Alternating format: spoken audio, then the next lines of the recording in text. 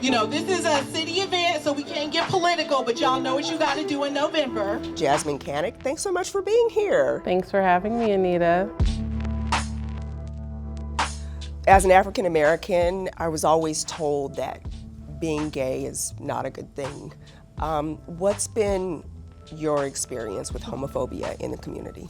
You know, my experience is a lot different from other folks, I think. I have spent most of my career trying not to have myself painted in a box because I do so many different things, and I've never felt like I needed to walk into a room and announce to the world, I'm gay.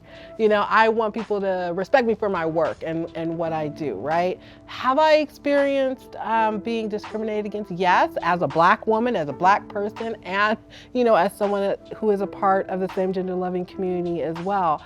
I think we have definitely made some progress, but we still have a lot of work to do. I feel like we're headed towards having another fight around marriage equality in this country.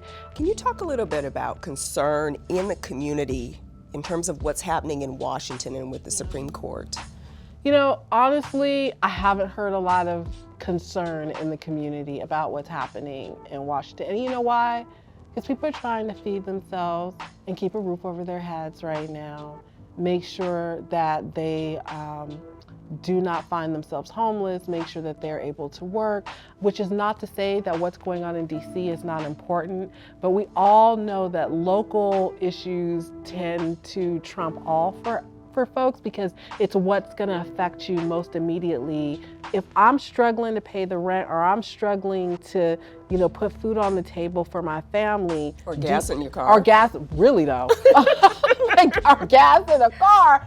Do you think I'm sitting around twiddling my thumbs thinking, well, what can I do to help fight for marriage equality today? No. I want to turn the conversation back to you. Can you share your coming out story with us?